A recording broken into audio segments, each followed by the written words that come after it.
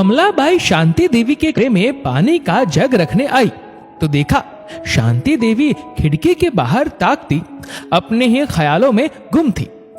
माँ जी, मैं कल से 8 दिन की छुट्टी पर रहूंगी। मेरे बेटे की शादी जो है, आप तब तक के लिए किसी और बाई से काम करा लेना, या आप अपने बेटों के पास क्यों नहीं चली जाती? कमलाबाई बोली, ज्यादा सलाह देने की जरूरत नहीं है, तू अपना देख, मैं अपना कर लूंगी। शांति देवी गुस्से से बोली। अतीत की कड़वी यादें उनकी आंखों के सामने घूमने लगी। शांति देवी का गांव में भरा पूरा परिवार था। पति राधेश्याम जी और 2 बेटों को लायक बनाने में दोनों पति पत्नी ने कोई कसर नहीं रखी थी। बड़ा बेटा सुमित अपनी पत्नी और 10 वर्षीय बेटे के साथ मुंबई में रहता था, जबकि छोटा बेटा निखिल अपने परिवार संग पुणे में रहता था। शांति देवी और राधेश्याम जी गांव में ही रहना पसंद करते थे। 2 साल पहले राधेश्याम जी भगवान को प्यारे हो गए। उसके बाद बड़ा बेटा सुमित शांति देवी को अपने साथ शहर ले गया। बेटे के घर रहना उनकी कोई आर्थिक मजबूरी नहीं थी। पति की पेंशन मिलती थी, अपना घर था जो उनके लिए पर्याप्त था। उनकी मजबूरी थी अकेलापन, इसलिए वह बेटे के साथ चली गई। बड़ी बहू काजल ने कभी उनसे सीधे मुंह बात नहीं की। जब भी शांति देवी कुछ बोलती, काजल व्यंग या ताने भरा जहर ही उगलती। आए दिन छोटी छोटी बातों को लेकर बखेड़ा खड़ा करना बहू की जैसी आदत हो गई थी। शनिवार रविवार बेटे की ऑफिस से छुट्टी होती तो कहीं ना कहीं घूमने का प्रोग्राम बन जाता। पोता सनी भी शांति देवी को साथ ले जाने की जिद करता, कभी होटल तो कभी मॉल। शांति देवी ने कभी बड़े होटल मॉल देखे नहीं थे, इसलिए उनका भी मन साथ जाने को करता। विज्ञापनों पर दिखाया पिज्जा बर्गर नूडल खाने को दिल करता। औपचारिकता वश सुमित ने मां से साथ घूमने को कह दिया तो वह एक टांग पर खड़ी साथ चलने को तैयार हो गई। अब माँ जी को कहां मॉल की महंगी शॉपिंग रास आएगी, एस्केलेटर पर कहां चढ़ पाएंगी, चाइनीज इटालियन कहां खा पाएंगी, उन्हें यहीं घर पर ही रहने दो। बहू ने बेटे से कहा, अभी अभी तो माँ हमारे यहाँ आई है, यूं अकेला छोड़ना अच्छा नहीं लगता। बेटा बोला। पोते सनी के बहुत जिद करने पर बहू को शांति देवी को साथ ले जाना पड़ा। होटल में चाइनीज खाना मंगवाया गया। शांति देवी को कांटे छुरी से खाने में असुविधा हो रही थी। जिन्हें टेबल मैनर्स नहीं मालूम, पता नहीं क्यों होटल में खाने आ जाते हैं, काजल बड़बड़ाते हुए बोली। सुमित ने काजल को घूरा।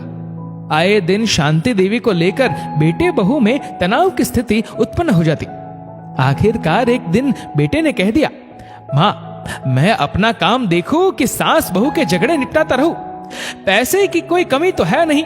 ऐसा करो माँ, तुम गांव वापस चली जाओ, मैं बीच बीच में आकर तुम्हें देख जाया करूंगा। बेटे का फरमान सुनकर शांति देवी अवाक रह गई। उनके मुख से एक शब्द भी नहीं निकला। पति को याद कर बहुत रोई। सुबह तड़के ही गांव के लिए निकल गई। गांव में अपने घर पर मदद के लिए कमलाबाई को काम पर रख लिया।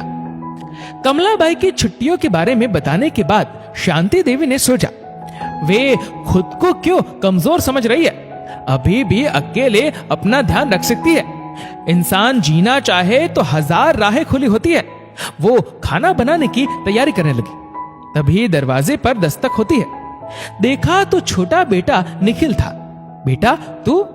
हाँ माँ, मुझे पता चला कि आप गांव वापस आ गई है, मैं आपको लेने आया हूँ। 2 बेटों के होते हुए आपका अकेले यहाँ रहना ठीक नहीं। फटाफट जरूरत का सामान पैक कीजिए, हम कल सुबह ही निकल जाएंगे। बड़े बेटा बहू से मिले कड़वे अनुभव के कारण शांति देवी छोटे बेटे के साथ जाना नहीं चाहती थी, लेकिन बेटे की जिद के चलते साथ चलने को मान गई। घर पहुंचते ही छोटी बहू शीतल ने बहुत स्वागत सत्कार किया। शांति देवी ने 8 वर्षीय पोती रिद्धि को खूब लाड दुलार किया। दूसरे दिन रविवार था। चलिए माँ, कहीं घूम आते हैं, बाहर ही खाना खा लेंगे, शीतल बोली। शहरी तौर तरीकों से अनभिज्ञ शांति देवी ने घर पर ही रुकना ठीक समझा। उन्होंने साथ चलने से इनकार कर दिया। पर माँ, बाहर घूमने फिरने पर बुजुर्गों का भी हक है, आप अपने परिवार के साथ चल रही है, इसलिए इतना संकोच करने की जरूरत नहीं है। शांति देवी बेटा बहू के साथ मॉल आ गई। माँ, ऊपर के फ्लोर में साड़ियों की बहुत अच्छी शॉप है, पहले वहां चलते हैं। ऐसा कहकर बेटा एस्केलेटर पर चढ़ गया। ऐसी भागती हुई सीढ़ियां देखकर शांति देवी अचंभित रह गई। माँ, डरने की कोई जरूरत नहीं है, मैं हूं ना। शीतल ने शांति देवी का हाथ पकड़ा और एक झटके में एस्केलेटर पर चढ़ गई। फिर डिनर करने होटल गए। शांति देवी के लिए उनका मनपसंद डोसा मंगवाया गया। माँ का साथ निभाने के लिए बहू और बेटे ने भी डोसा हाथ से खाना शुरू कर दिया। पोती रिद्धि की मांग पर नूडल्स भी मंगवाए गए। शांति देवी कांटे से नूडल्स नहीं खा पा रही थी, उल्टे सीधे खाने की कोशिश कर रही थी। बहू शीतल ने प्यार से उनका हाथ थामा और कांटे से नूडल्स को लपेट कर खाना सिखाया। कोई बात नहीं माँ जी, सीखते सीखते सब आ जाएगा। आपको कभी सीखने का मौका ही नहीं मिला ना। माँ, आप अपने परिवार के साथ है, इतना असहज मत होइए। किसी को दिखाने के लिए हम नहीं खा रहे। मैं भी तो काफी कुछ इस छुटकी से सीख रही हूँ। शीतल ने रिद्धि की तरफ इशारा करते हुए कहा। शांति देवी ने बहू को प्यार से देखते हुए मन ही मन लाखों दुआएं दी। दोस्तों, हर व्यक्ति उम्र के हर दौर से गुजरने वाला है, इसलिए बुजुर्गों पर नाराजगी ना व्यक्त कर उनका साथ देना चाहिए। कल को हम भी उम्र दराज होंगे। अगर हमारे बच्चे भी हमारे साथ गलत व्यवहार करें तो हमें कैसा लगेगा, जरा सोचिए।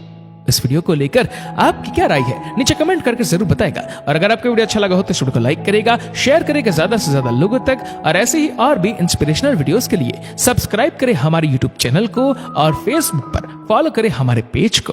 धन्यवाद।